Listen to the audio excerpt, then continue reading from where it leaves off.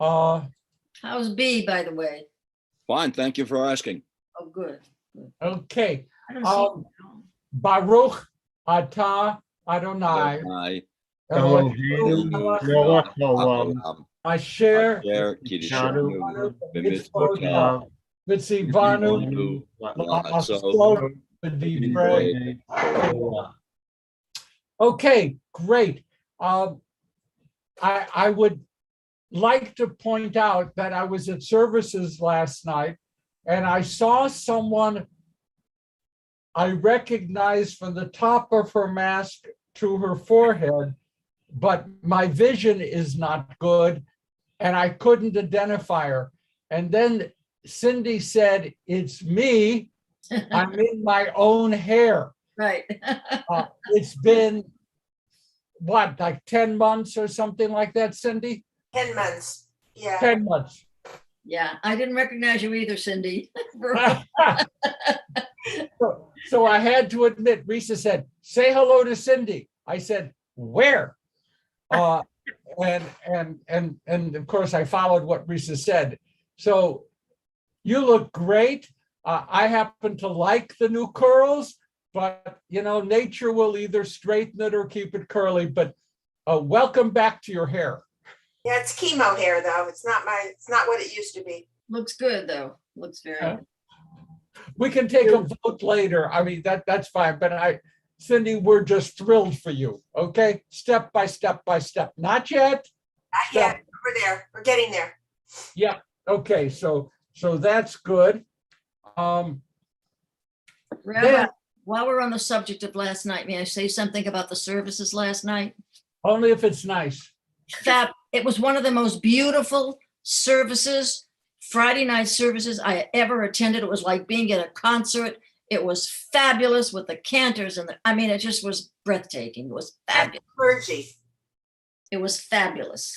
Yeah, well, they were actually missing one rabbi. I was quite disappointed. I know you were sitting down.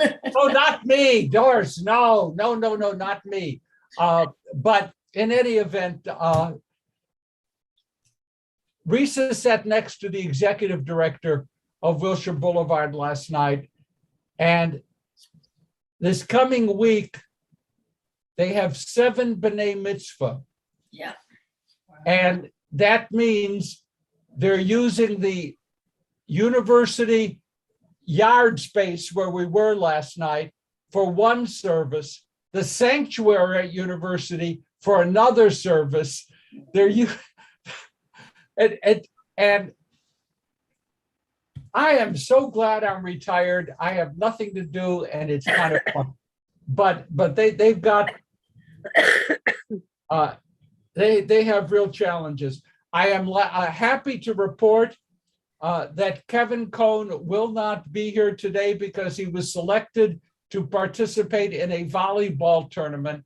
And he was thrilled because there were 48 people selected and he was number 48, and that doesn't matter because he was selected. That's right. That's Okay. right. So I have that to report. Herman, I reported. Josh Perling, who was here with us last week, apologized for not being here today, but he is joining us and he will be back again. And so, and Effie gave him a warm greeting near the end, and he was very happy. So he apologized, but he will be back. Next, Mara wrote a poem that she shared with me. The poem is totally appropriate for the season because it deals with the Akedah. It deals with Isaac and the attempted sacrifice, which we will read about Rosh Hashanah morning, Tuesday morning. Mara, it's a brief poem. Would you share it with us, please? Sure, and thank you for inviting me to do that. So it's called In the Wilderness. They said, don't look, and I didn't, but I was there. I heard goodness, sobbing and loneliness under the shade of the mountain. Now, gathered among the broken, I can't decide if the land is good, if we are blessed or cursed. I can't remember if it is Mount Sinai or Mount Moriah or Mount Nebo, if I am commanded or forbidden, if I am sacrificed or simply burning with fear, preparing for death. Salt burns in my eyes as I turn to those who cannot remember, who will not remember, that they too once heard sobbing under the mountain. They said, don't ask, and now I don't know how. So the sobbing continues as I stare blankly at the future, look forward to the past. Wow, that's beautiful. Just very nice. And that was my editorial lack of authority approval. I have no authority in this group, and Steve Miller will point that out to me every week. But thank you. Thank you very much for sharing that with us. Checking in. Anyone have anything else they would like to share with us? Okay. Oh, Jim, don't give me calendar. That's next. I'm sorry. This is personal stuff. You're on the list. Next. Anyone else have anything of personal concern to share? Okay, that's fine. Now we're going to go to calendar. Erev Rosh Hashanah is Monday evening. It will be virtual. And Tuesday morning, Rosh Hashanah first morning will be virtual. And Rosh Hashanah second morning will be in person, but there is a need, the material was mailed out for people to register in advance, okay? So I'll be there, Risa will be there. We look forward to seeing anyone else who will be joining. And I have a note here, Jim Ruxin, September 11th film. Discussion. You're muted or something. There, you're muted. Okay. I can't hear. Try again. Okay. Wait, Jim, we can't hear you. If you can send a note in the chat, we will read it. And in the meanwhile, there is a film and discussion on September 11th. That's an interesting date. Here, this is a personal thing. I now am in sort of an official teaching relationship at Wilshire. So I received my first assignment. I wanted to share it with you. I have been given the honor of conducting one of the Friday noon Torah study groups that usually Rabbi Leader does on September 17th. I wouldn't normally mention that to you, but after feeling honored by the request to do that, I checked to see, September 17th. That's interesting. Oh, that's the day after Yom Kippur. I can just imagine two things. No rabbi at Wilshire at all wants to teach a class that day.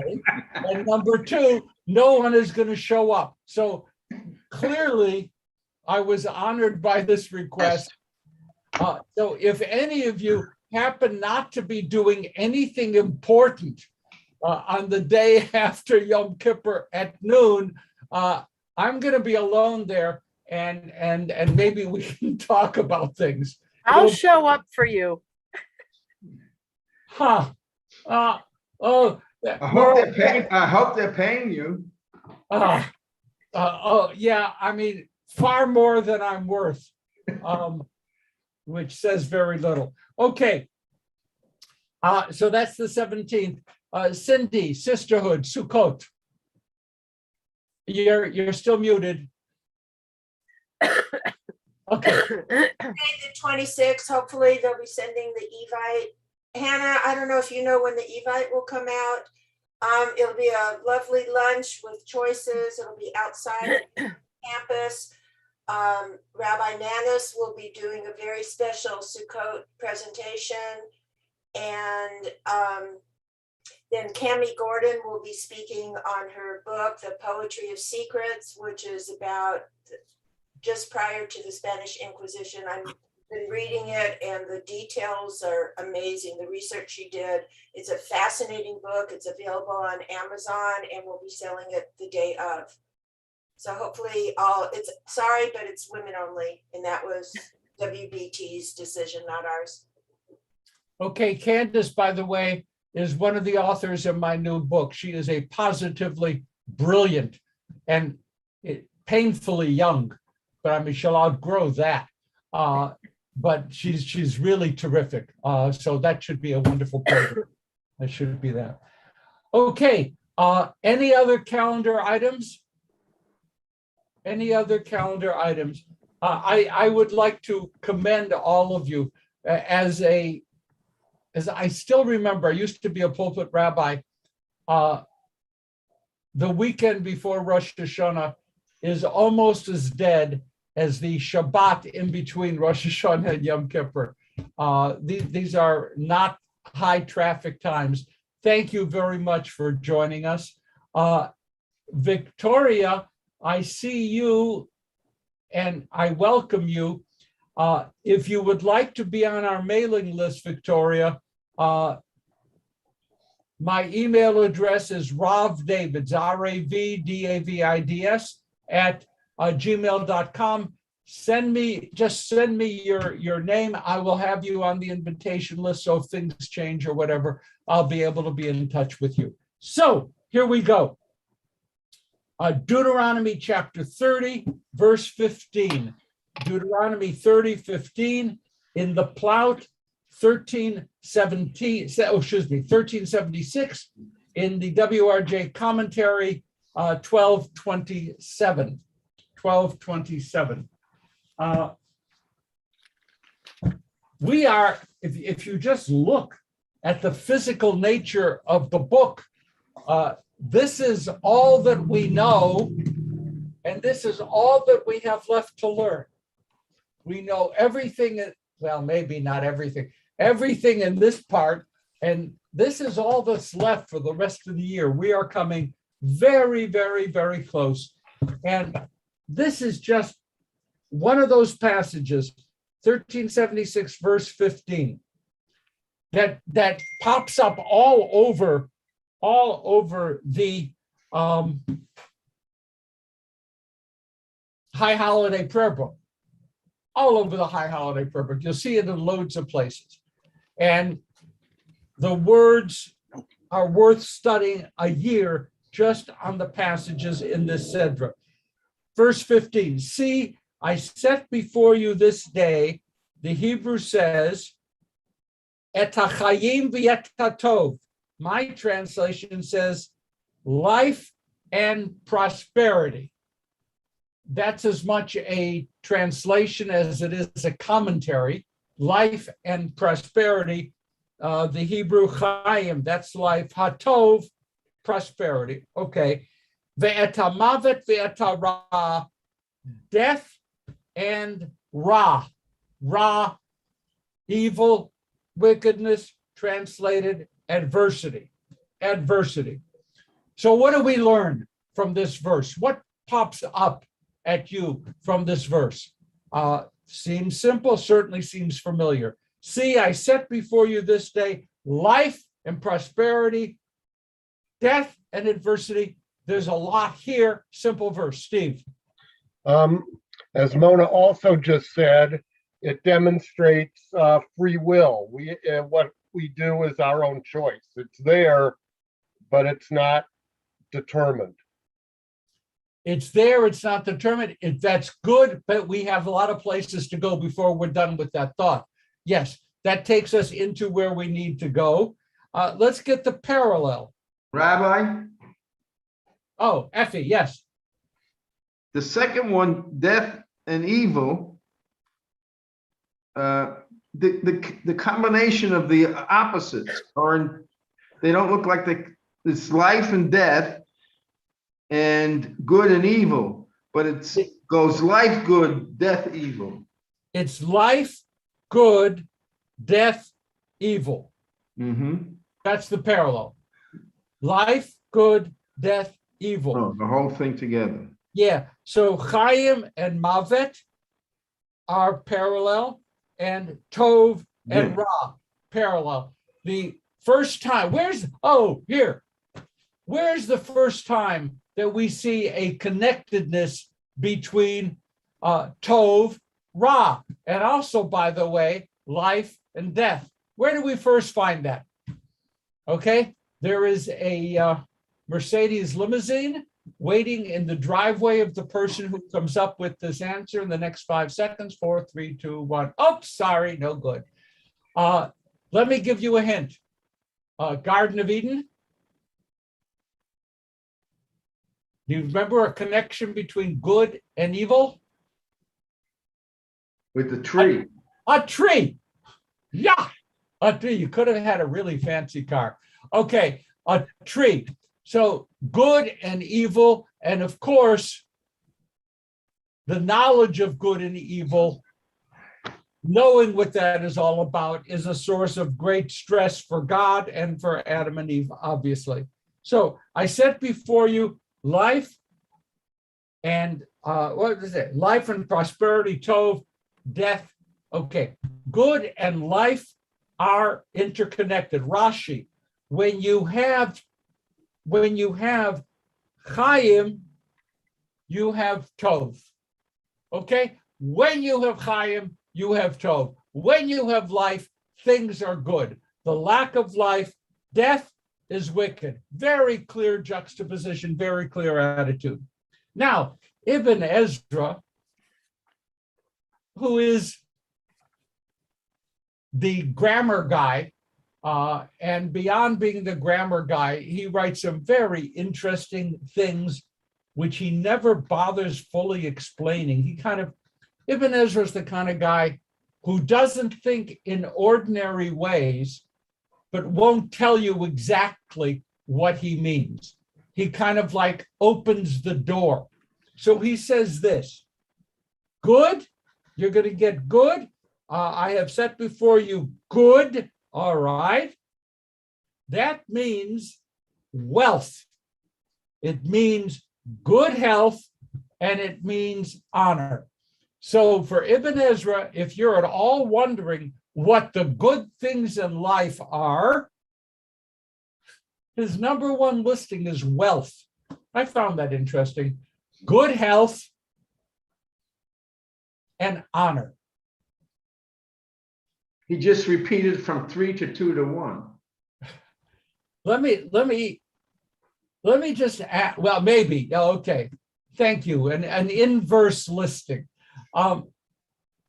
If you had to give one word to fill in, somebody in your class asked you, teacher, it says we're going to get good.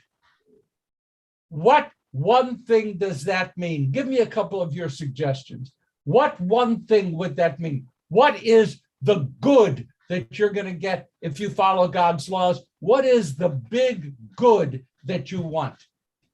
Help me. Give me a few suggestions. One item. Okay, Steve. A long, healthy life. There you go. That's more than one. Okay, long life. That would be good. Okay. What Peace. else? Pearl. Good health. Survival. Good Peace. health. Satisfaction with what you've accomplished. Satisfaction is good. Okay, Survival. Herman, survival, which, boy, that's a basic element in life, but I read this morning in the New York Times an op-ed by a Lebanese journalist writing about what life is like this moment in Lebanon. In some ways, it sounds like what's going on in New Jersey right now. Except in Lebanon, it's the whole country. Herman, survival is in question, let alone life, good life. It's an article that really touched my heart, Mona, yes? Going to say a sense of purpose. A sense of purpose is good. Thank you. Got a couple more? Okay. Love, I'm love. sorry. love. Love. Okay, great. Joanne? People to love. Peace. Peace. Okay. Okay, Larry. Happiness or contentedness? Well, I'm sorry. Happiness. Happiness. Happiness. No. Oh, you can't say no to his good. I do. There's nothing, well, one thing I have learned, there is nothing referred to happiness. Happiness should not be a goal in your life. Okay, Larry, you are Just a just result. totally wrong. You're wiped out. That's No. it. Larry, you're wiped out. Could I suggest serenity? Serenity. Serenity. Okay, thank you. Marina? Continuity. For the line to be continued in Continuity. yeah. Very Continue. interesting. Continuity can be physiological, it can be ideological, it can be theological, it can be all kinds of things, all kinds of logicals. Okay, anyone else want to come up with the one good? Okay, Effie, you get the last one. The good health and happiness of your family. And that's a good place to stop. That's fine. Okay, Ibn Ezra, wealth, good health, and honor. Fine. Ibn Ezra says, life doesn't mean biological life alone. For Ibn Ezra, eternal life. I don't know what that is. Okay. I'm going to reflect back on a lecture delivered by Rabbi Leader during a slichot occasion, maybe 4 or 5 years ago. He was talking about the Untana Tokef. You know, the prayer that's read Rosh Hashanah morning. On Rosh Hashanah is written Yom Kippur Tzil, who shall live, who shall die, who by fire, who by water. I could even say this without moving my hands, but it's harder. Okay, now, the point that he made was that at the time that prayer was written, those were the regular challenges of the community that the people lived in. They really lived in fear of fire, of water, of disease, of oppression, of murder, it was a terribly difficult time. We shouldn't at all attempt to fantasize what the Middle Ages were like for the people living through it. Not at all to do that. So because of that, many of our teachers were saying, praying for a good life in this world may be asking, here it comes, too much. Because that's not what happened. Open the window, see the garbage in the street, see the bodies in the street, hear the moves of those who are coming to attack your town. Don't give me life is good. But eternal life. The promise is if you do what is right and what is good, you will be granted eternal life. And Ibn Ezra throws it in. Then he says something else. Ibn Ezra someday will be famous. He's a pretty interesting character. So first of all, he says, look at this simple statement, I'm going to give you life.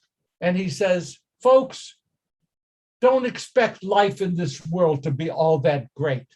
Whether you're in New Jersey, New York, Lebanon, in Louisiana, Mississippi, in California, wherever you are, don't expect it to be great. Life eternal. That's what's good. Follow what God wants from you. You'll have life eternal. And then Ibn Ezra says, what about death? Well, he says, not talking about literal death. If you don't obey God's will as contained in the Torah, Ibn Ezra says, the worst thing that could happen is not death. It's the death of your dreams, your hopes, your aspirations. What do you think about that? What do you think about that? Mara?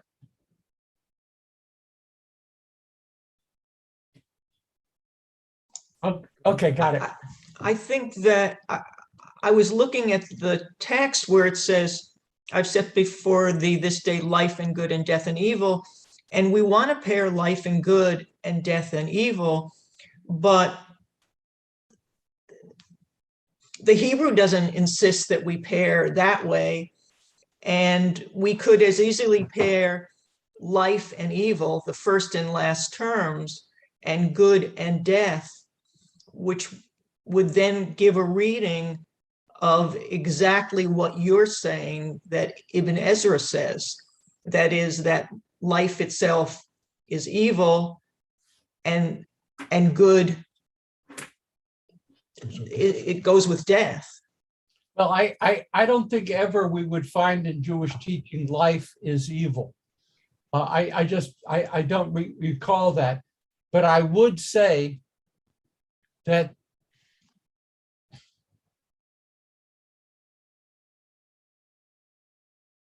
I don't want to mention Governor Cuomo. The loss of reputation, the loss of your dreams, whatever, is a devastating thing. The people, and I'm not saying whether, obviously Cuomo deserves all that, but that's beside the point. It's a different kind of death. The death of our dreams is a different kind of death. And as I think about it, even as I'm saying it, do you know I'm clutching? I'm feeling tense. I don't even want to go into what it could mean. Think about what could possibly happen that you would describe as the death of your dreams. I don't want to talk about it. I'm usually not unwilling to enter difficult areas. This one really, really troubles me. Death of your dreams as being a nightmare, a horror of human existence. And there's just so much in that, it scares me. Sforno, a different commentator, Sforno, mostly Italian, Sforno says the worst death that could be is the death that is represented by oblivion. It's not that you die, but that there is nothing beyond the life that we have. Death is oblivion. And that is what frightened him. For some of us who don't hold to a belief in Olam Haba, a world to come, or a heaven,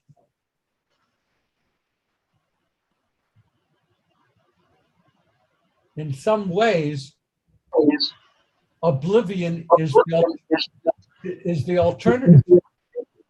If there is nothing beyond the moment that we stop being alive, if there is no life after death, if there is no heaven, if there is no paradise,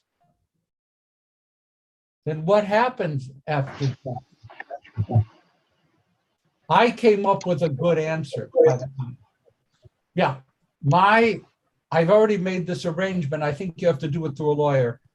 My atoms, all the constituent elements of my biological self, when I die, will rejoin the mass of atoms and all that stuff in the universe, and I will reemerge as an orca. I really believe that. I want to be an orca. I love them. I think they're beautiful, nasty, strong, smart, kind of like, so that saves me from oblivion. I'm not sure that's going to happen. Sforno,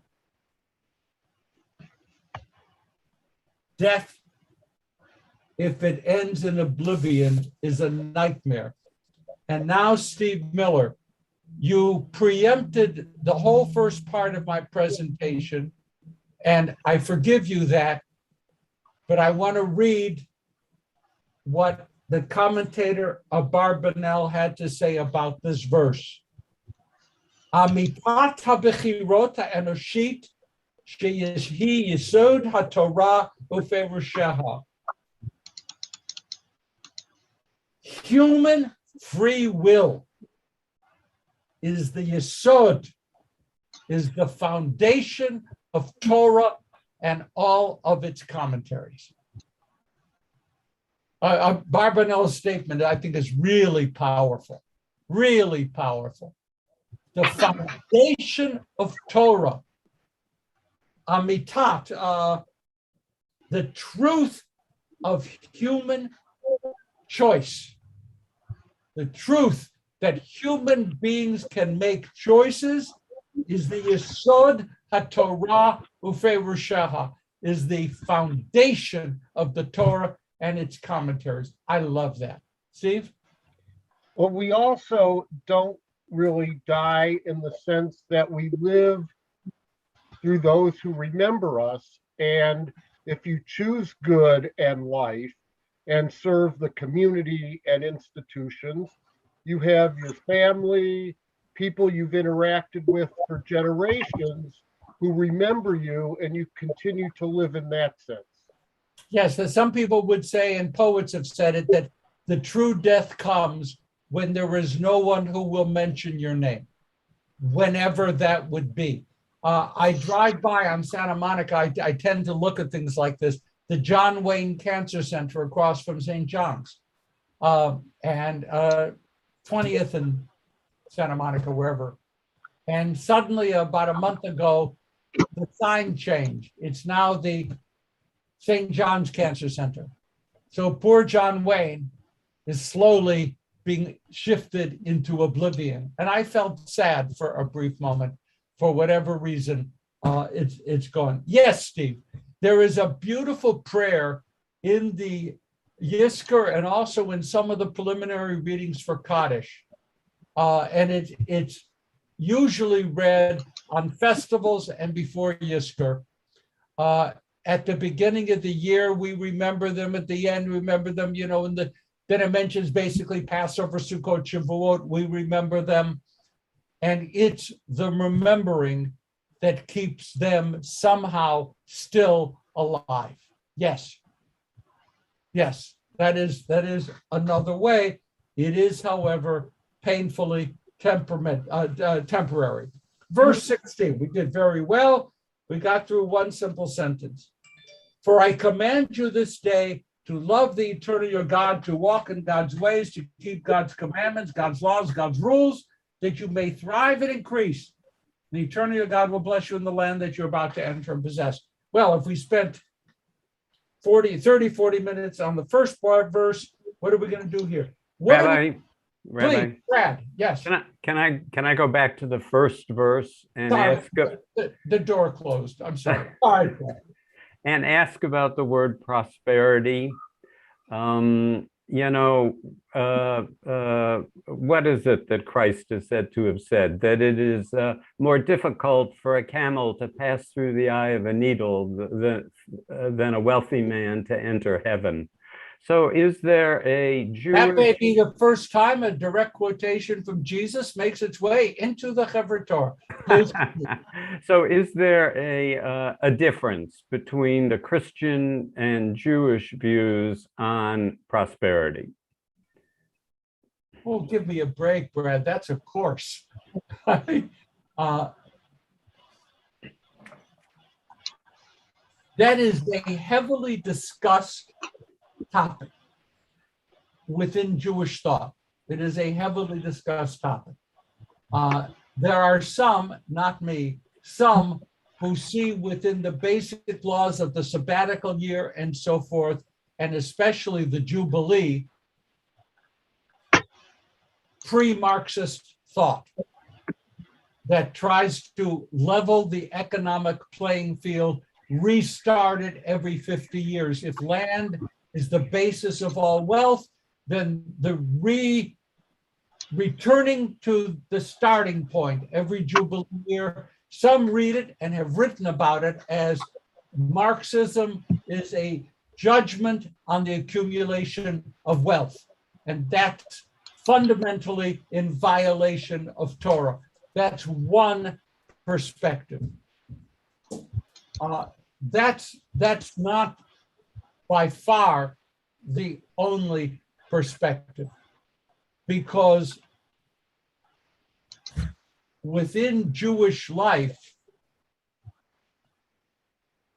the mitzvah isn't to accumulate wealth, it's how you accumulate and what you do with it. And the judgment is much more on how you accumulate and then what you do with it, rather than you have it, you are to be judged in some way. Please, Tamara, yes. Yeah, can I add something? Might be too simplistic, but I heard that and I find it convincing that the Tanakh, the Hebrew Bible, focuses how to prevent people from sliding into irreversible poverty. So most of the laws are economic laws like Jubilee and all of the others are to keep people from becoming permanently and irreversibly poor. Much in the New Testament, especially around Jesus, who catered to the poor people. So more in the New Testament focuses on what to do when people are poor. So in some ways, the two traditions are complementary. Now, as Jews, we have evolved ways to deal with people who do slide into poverty. But if you just look at the two biblical traditions, that seems to be the difference. That's beautiful. Thank you. The Deuteronomy has two very interesting statements. One that commands us to care for the poor and to protect the poor. And the other statement is, and the poor will always be with us. And we're there. One of my favorite places that we used to hike to and see in Israel was Beit Alpha, Kibbutz Beit Alpha. It has one of the most glorious tile synagogue floors. In the old days, before people got huffy and decided to preserve these things, we could walk all over and look at it. Now you can't even get near it. And when you get to, you have a guide who brings you there. The guide will pour water on the mosaics so it shows up, but that's it. They don't want you anywhere near. In the meanwhile, the best part for me of that mosaic tile floor is, remember, it's a synagogue floor. So there's the doorway entrance, even though there's no doorway any longer, there's just the floor. And then looking forward toward where the Aron Kodesh is. At the doorway entrance, it says in lovely Hebrew, this floor was donated by this family in honor of so-and-so. And I looked at it and it's just, oh my God, it's been going on for 2,000 years. So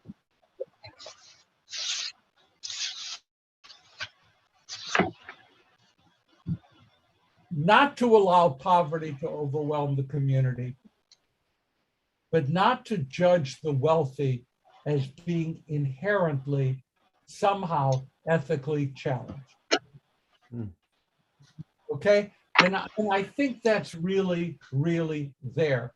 And as always, I mean, how did Marx come to be a Marxist? And what did he acquire out of his own Jewish background?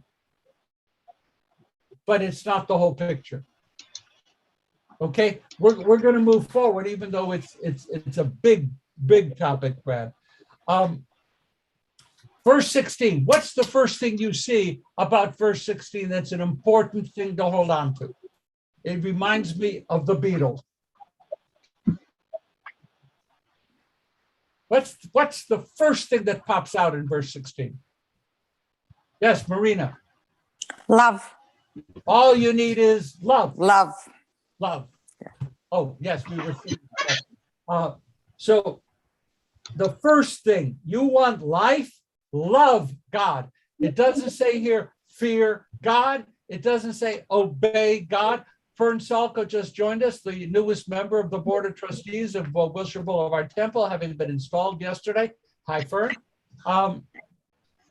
The first statement is, love God. And then it says to walk in God's ways. Okay, that's the second part. What's the Hebrew word for to walk in God's ways? To walk. Anyone know the Hebrew? Lalechet. Lalechet. What word do we know that comes from lalechet? Walking. To walk in God's way. Lech lecha, of course, in get you out of this land, command to Abram. What else do we know? What sounds familiar? Lalechet, to walk. What word sounds familiar here? Halacha. Thank you. Who said that? Karen.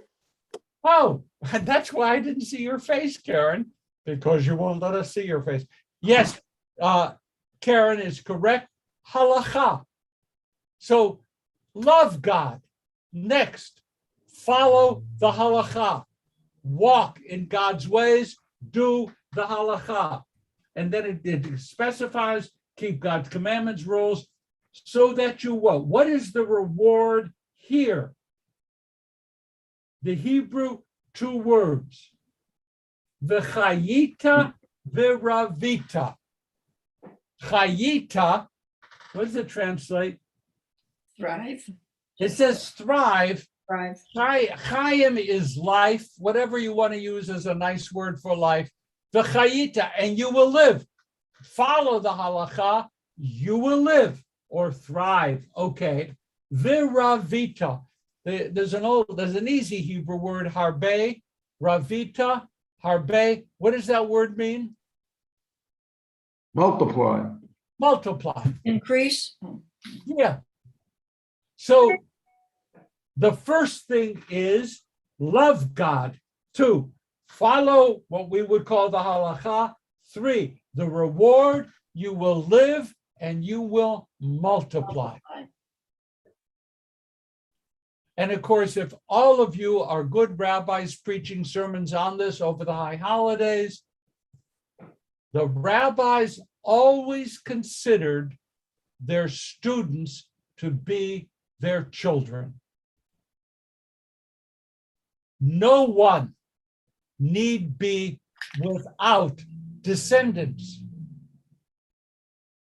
If you teach your values to someone in the new generation, you, according to the rabbis, are the parent of that child. Pretty interesting approach. V'chayita, live, v'ravita, and you will, and multiply. There will be those who will be called by your name because you have taught them. Tamara, that makes you my mother. No, okay, well, I mean, that's a very humble and serious comment, by the way. Okay, that the eternal your God may bless you in the land you are about to enter and possess. I want to say, even though I am not a radical left-winger, when it says possess, there is the sense of taking. You're going to enter the land and take it. It is not an empty place. Joanne, Yeah, my translation says to invade and occupy. That's what I have too. what was yours published by a progressive left-wing, anti-Zionist, Israel-hating, anti-Semitic? What is this? Now, this is one of the first editions Of Torah, the Torah commentary, really, of the Plout. yes. Say it again. It says, the land which, excuse me, the land which you are about to invade and occupy. I have that too. Woo! Okay. Woo! I am in stunned silence, but trust me, that won't last long. That is how. That's the best one ever. Copyright is 1981. Yeah.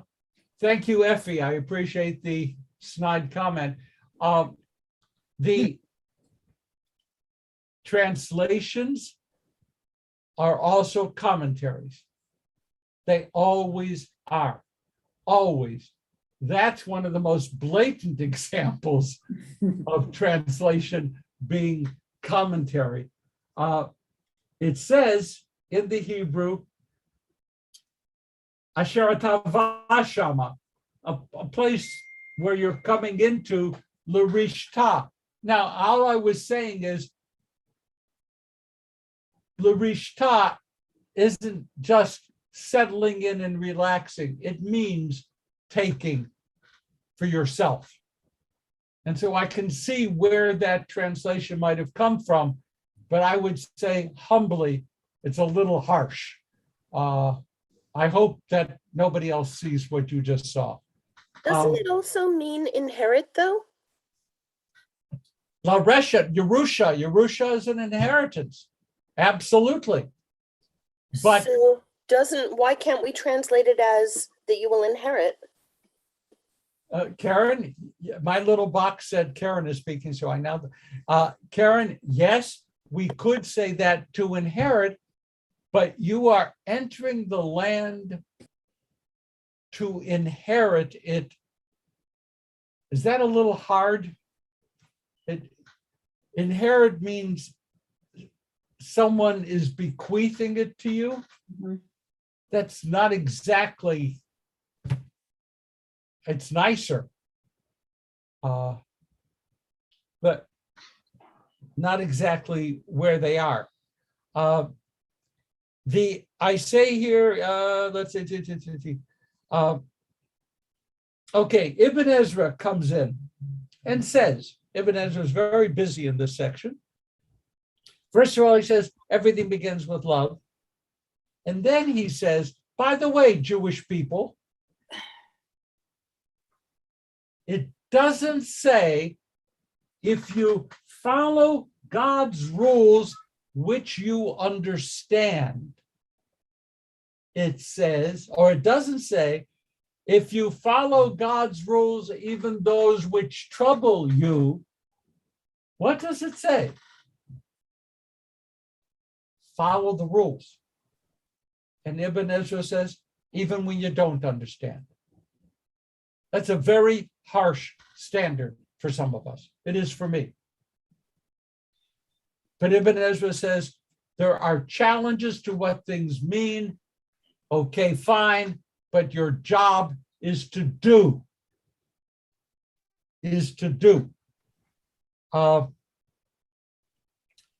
And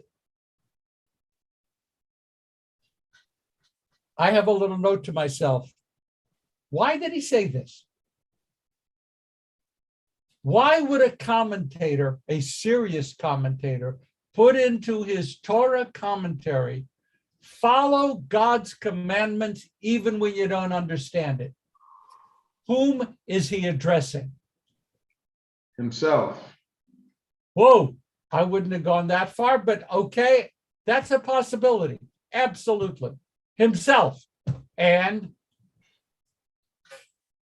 everyone who knocks on his door and says, Rabbi, ich kenn nicht. I don't know what's going on here. And Ibn Ezra says the first answer is do it. Now we can talk about it, but you got to do it. Any reaction to this? Any reactions? Okay, we will go on. Yeah, I do. I do.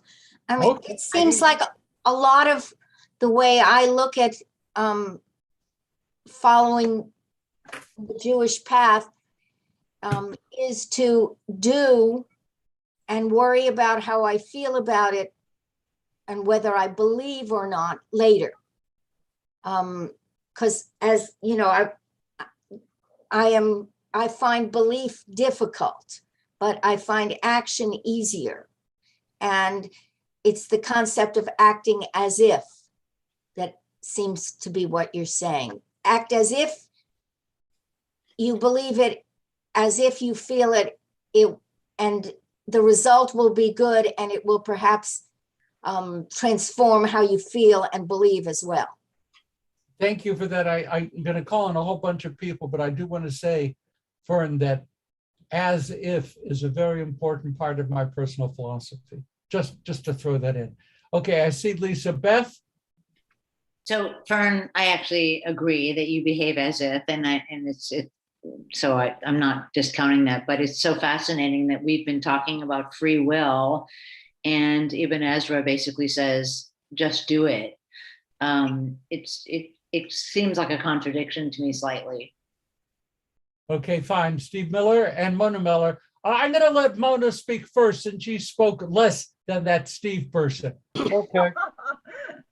I totally agree with Fern, and I was just going to say, in some ways, it's like cognitive behavioral therapy. You go through a series of steps, and it has it results in mood transformation or emotional transformation without your even planning it. You just do these things, and it can have a very profound internal impact.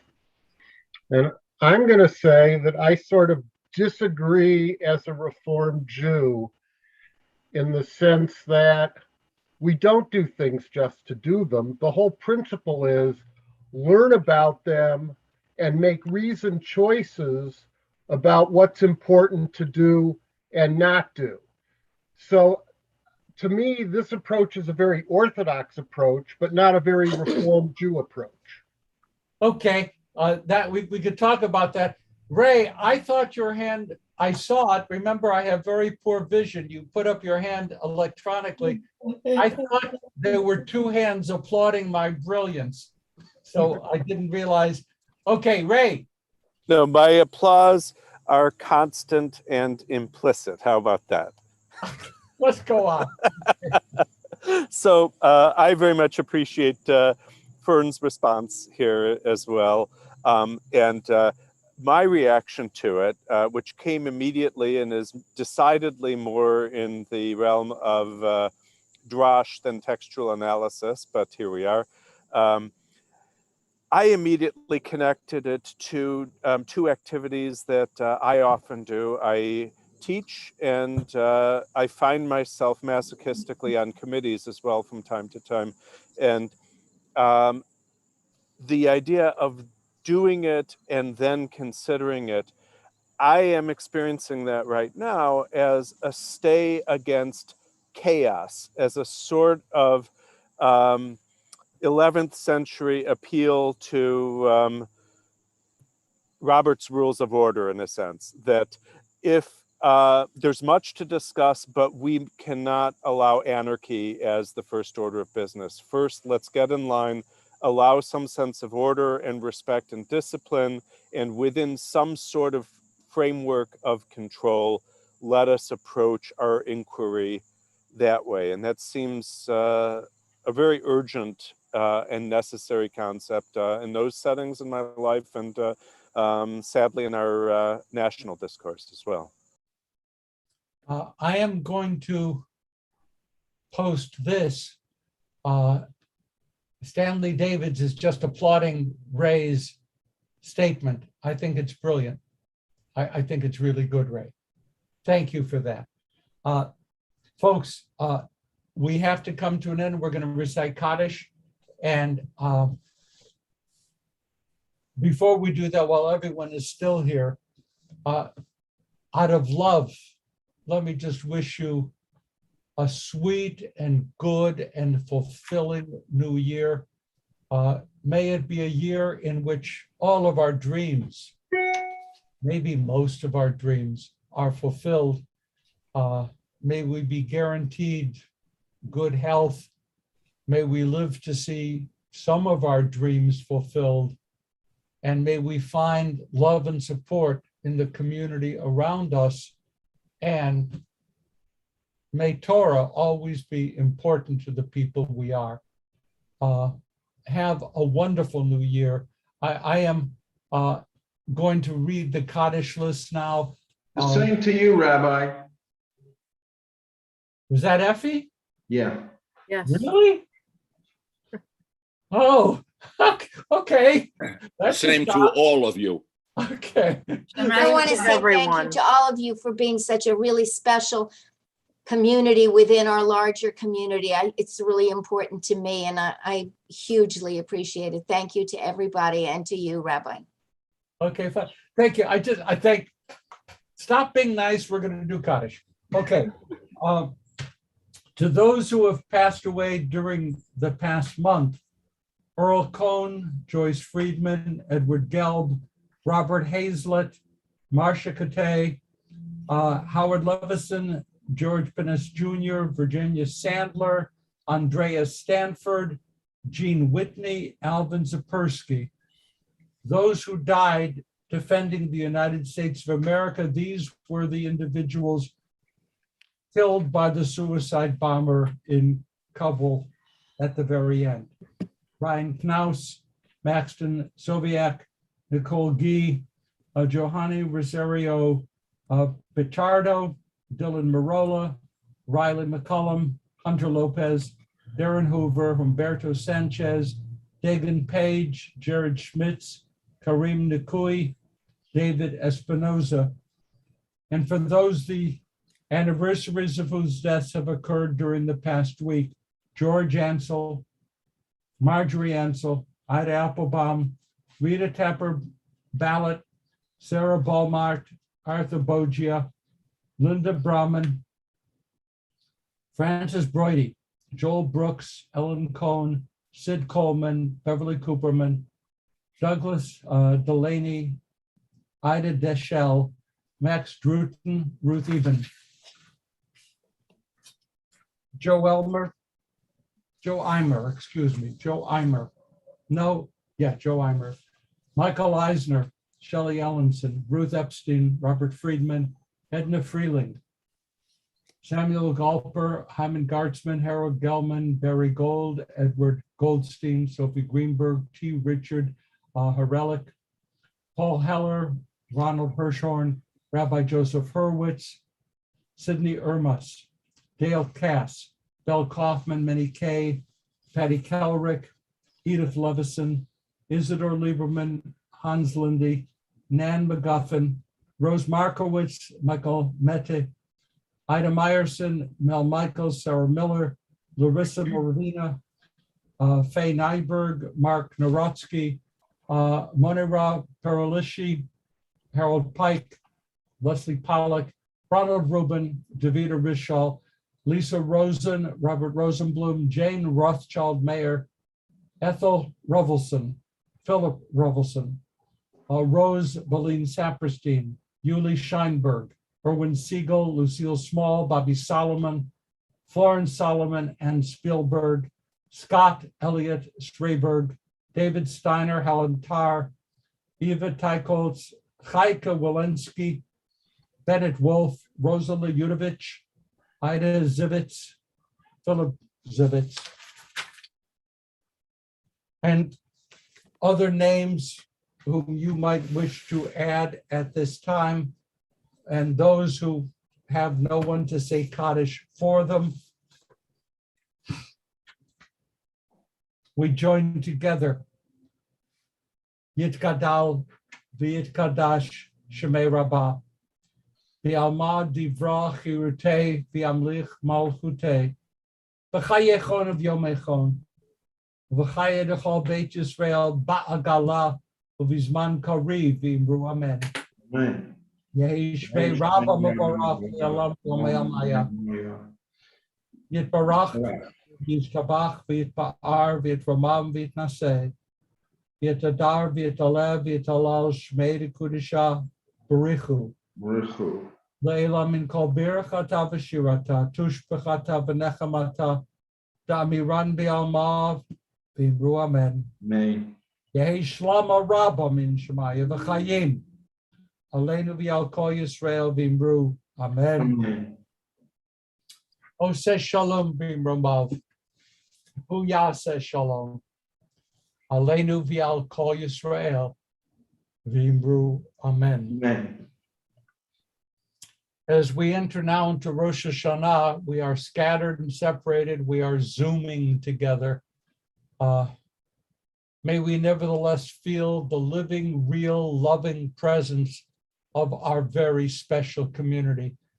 Shana Tova, everybody. I wish you a wonderful new year. Herman, see you next late spring, and love you all.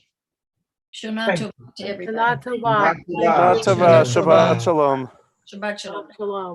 Shalom. Shalom. Shabbat Shalom, Shana Tova. Shana Tova, everybody. Barbara Levin, bye-bye.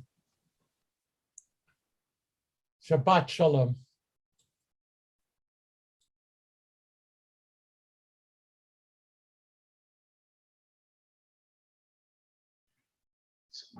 Herman, say hello to B for me. Will do, Effie. Thank you, and best to you and Julie for the high holy days. Same to you guys.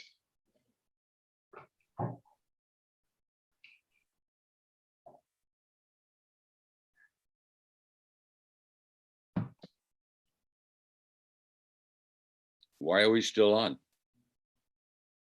Because you haven't hung up. He usually hangs us up, doesn't he? No, he will in a second. Or I don't know, maybe Hannah does it.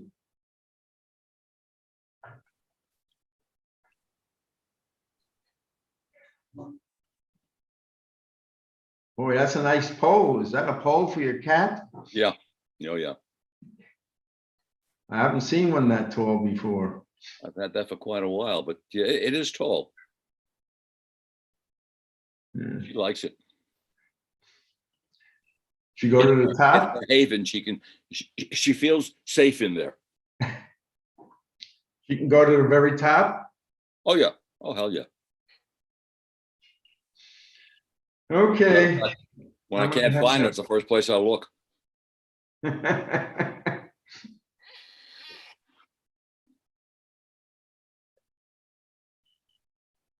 God, I can't believe they haven't shut us off. All services are online. Yeah, except one, I think the second day of Rosh Hashanah. Why is there a second day of Rosh Hashanah? It's a reform. Because you don't know when the real Rosh Hashanah is. That's the conservative and the Orthodox way, not our way. Excuse me. But a lot of people like to do 2 days, even if they're Reformed. Okay. First time I've ever heard of a Reformed synagogue doing 2 days, though. That's true. But there are a lot of people that go to other synagogues on the second day. I know that. I know that. You observing 2 days? Yeah. Okay. And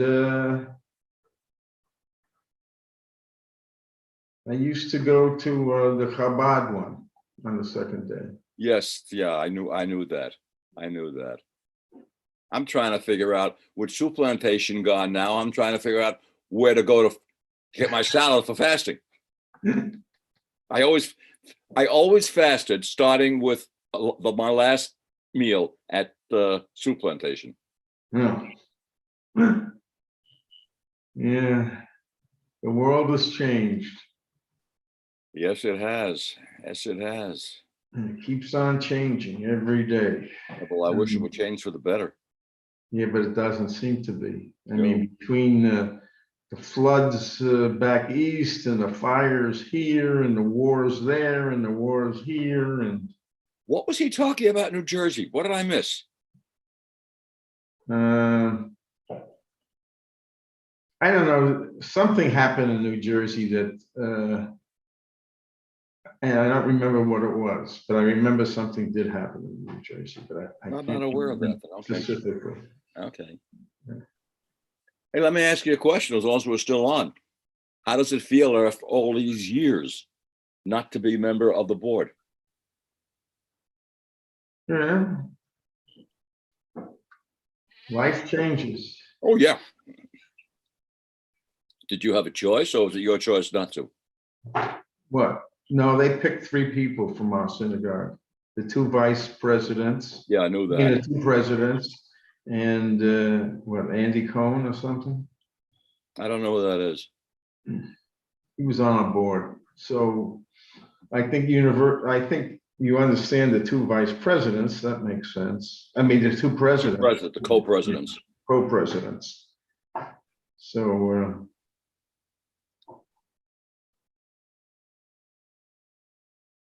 I don't know. Do you attend services at all live at any of the campuses? I've only gone once to University Synagogue. Mm-hmm. Are your Rosh Hashanah is going to be Zoom? Oh, yeah. Oh, yeah. Yeah, as a matter of fact, I've got the 4th Aliyah Rosh Hashanah morning. I recorded it last Monday with the cantor. Mm-hmm. And I've even joined the High Holiday Choir at Temple Akiba, and that's online also. So how do you guys sing together? I don't know. I truthfully don't know, because what we did, Mary Lou Basaraba, who is the leader of the choir, she's the musical director at the synagogue. She had me and several other people come to a church nearby, near the synagogue. She's part of that church, and she uses that church for almost everything. And we can't get into to our synagogue. So what we did was I went to the church, stood up against the wall, and sang my song, and it was filmed. How they're going to combine them, that I don't know. But I guess it's pretty much like we did at University Synagogue last year, which was my 40th year and my last year at uni. See, Effie, I cannot identify with Wilshire Boulevard. I just cannot. Why? Why? I don't know anybody there. But you know all the people from University Synagogue. I know people at University Synagogue, yes, but how many of those people are still active, are still around? Well, look how many. It's still, when I say identify, it's still Wilshire Boulevard's way of doing things, not the university's way of doing it. That's for sure. And that I cannot identify with. Besides, between you and me and a lamppost, I'm extremely happy at Temple Akiba. Very happy. Oh, I know that. I've got lots of friends. I'm on the board. I'm on several committees. I really am happy there. The only thing I don't like is when traffic is heavy on a Friday night, and it can take me as long as an hour and a quarter to go 6 miles. Yeah. Friday night is terrible on the 405. I don't use the 405. I'm using the streets. And it's just as bad. I was going to say, and it's just as bad as in the streets. Mm-hmm. What do you take down, Sepulveda or just side streets? It depends. It depends. I keep trying working my way east. I usually wind up on Sawtell, and I take Sawtell as far as Venice, and then I switch over to Sepulveda. And believe me when I tell you, Sepulveda is a bitch. I believe you. It's horrible. It took me last night almost 20 minutes to go from Washington to Culver. Oh my God. Okay. So you can't leave in the afternoon and just have a cup of coffee? I usually allow myself an hour and a quarter. Mhm. So I'm, many times, of course, I'm early, which is fine. I don't mind being early. I'd rather be early than be late. Mhm. How's Shirley doing? She hardly talks anymore. Oh, And who did I just see walk by? my son, Oh, Dean. yeah.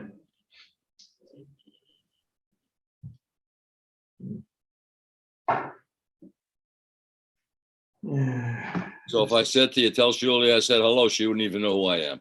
No. I go through every day. I go, what's the name of our two sons? She doesn't answer.